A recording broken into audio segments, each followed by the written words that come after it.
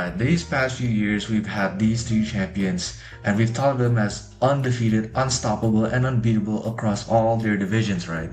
We've called them the best of the best, going on incredible runs that genuinely cannot be replicated. We all said they're not going to be defeated, they're unbeatable, and their division's too shallow for them to lose at any times, of course. These guys coming off their best victories yet in their entire careers, with Taporia versus Oliveira, Kamzat versus DDP, and then like Morab with, of course, those three win streaks that he has, like win streak championship win streaks that he has. And after all of that, we thought they were unbeatable and unstoppable.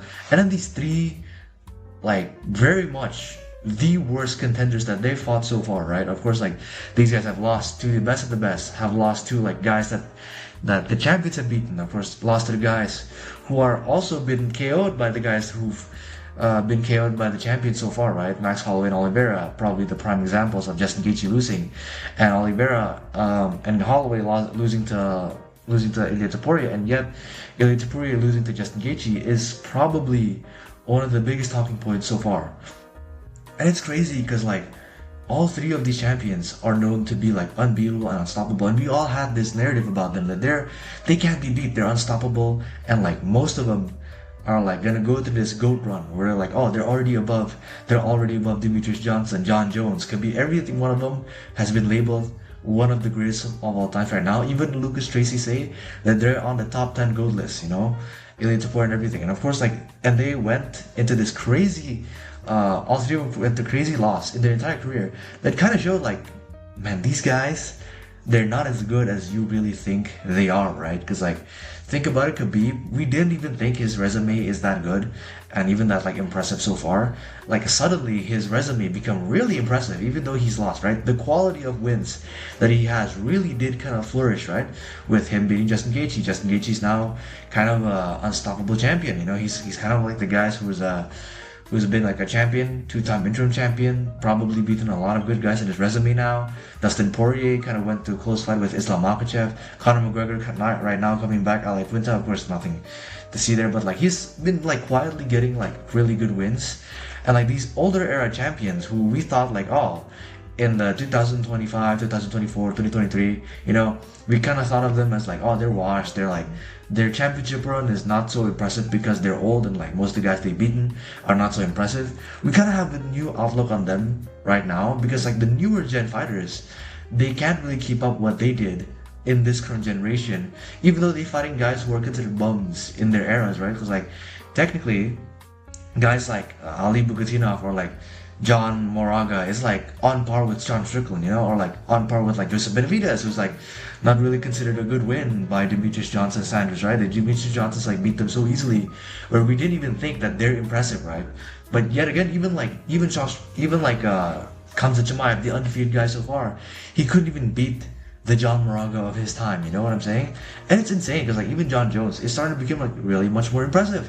Cyril Gane, who we thought is like an okay win in his resume, became a really impressive wins, beating current generation like UFC champions, right? Like Alex Pereira, or like maybe even like he's probably, there's a chance that Cyril Gane is gonna beat Tom Aspinall too, which is like insane to think about. That like their resumes just become way better as a result of UFC 250, Freedom 250, and like UFC Strickland versus Chimaev, and like they become a lot more impressive than we thought, right?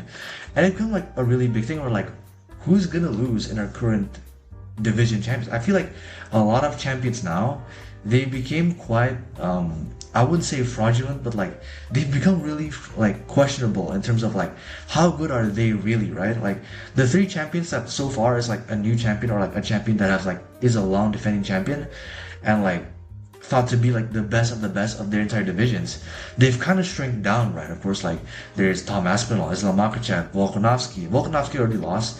Tom Aspinall already has this like level of like, oh, he's not really as good as we thought, you know? And suddenly we kind of like changed their entire output, like their entire like view on them, you know what I'm saying?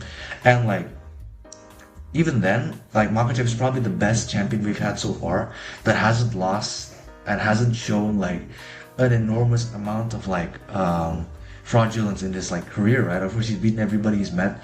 finish everybody, even though like at some points there is like questionable moments. He's beaten and finished everybody he's met, who's like on that level. And then again, he's fought in like in the worst and like the strongest division out of these three champions, who these long three division like reigning champions, right? With Ian Gary, Carlos Prates, and like Michael Morales, he's in the worst division that is in the entire UFC right now. So I'm really questioning, of course, like I do believe, for some reason, I have a feeling Makachev is gonna lose next. That this guy who we thought as undefeated, unbeatable, and everything, it's gonna change our entire outlook on like how do we see the UFC and like how unbeatable are the champions. Because I do believe this current modern era champions, they can't really keep up with their like division, and they can resort with like not fighting for multiple years to just be seen as unbeatable, right? It's like I feel like most of the champions we have had so far, they're not really as unbeatable as we thought. They just don't fight as often, so we don't really know how beatable they are, And it makes them, like the older era champions, more impressive. By hindsight, they're more like impressive than we thought they were, And kind of like, okay, I'm kind of like, I saw these like three guys, and I want to talk about like, are they like, in these three cases, are they like overconfident in themselves, therefore they lost, or are they just not that as good as we thought, right? Because like Ilia Topuria, we've seen him fight against other guys who are better than Justin Gaethje, who are objectively way better than Justin Gaethje. He's better than Max Holloway, better than like Charles Oliveira. Max Holloway is a better striker than Justin Gaethje. He's also probably had a worse stylistic matchup compared to Justin Gaethje. Like Justin Gaethje does not have the best stylistic matchup to Ilia Topuria, and he won against Ilia Topuria, right? Does this say like Ilia Topuria's not as good as we thought, or like does this mean like maybe he's overconfident in himself? Because like even like Khamzat Chimaev versus like Sean Strickland is like stylistically like he's not DDP who has like the power in his hands to put out like Khamzat Chimaev, and yet he still won. He won the fight with a jab and a cross, and like somehow he won that fight, even though he doesn't have any like knockout power or like insane threat on the feet with other fighters that fought Khamzat, with like Gilbert Burns or like DDP. And even when in DDP it sounds like we have like some concerning takes, and even then like Petr Yan versus Merab, we've seen Merab beaten guys who have beaten Yan, like Sean O'Malley, or beaten guy or trained with the guys that have beaten Yan, right? Like he's trained with Aljo. Aljo is like in a training camp, two times training camp with like against Merab, against Yan, and Merab held them all in every single step of the way, and somehow with all that level of preparedness, or like championship study against like Petr Yan, and somehow they still lost, which is like really surprising. Are these guys like overconfident, or they're not as good as we thought, So it kind of put into perspective like these guys are like they're not as good as we thought, they're like, or maybe like these guys are overconfident, and because they're overconfident they lost their fight, Anyways, that's kind of the video here that I want to talk about. I really think a couple of these guys can come back. Maybe Chimaev and Topuria can come back, because obviously they're still young and they can still fight against guys and like be on par with the guys. And we've seen him be competitive and won against guys who are like way better than Justin Gaethje. And maybe I think they can bounce back and regain their titles, or lose their confidence. But I do believe they can come back. It is what it is, though. I think I've been really questioning a lot of things I know about the UFC. Like even then, I could even see Max Holloway losing to kind of like Conor McGregor. Even though I'm picking Max Holloway in my head, because okay, Max Holloway has pretty good chin. Well, technically his chin is already kind of gone, So I don't even know anymore. Maybe he can lose, maybe he can win.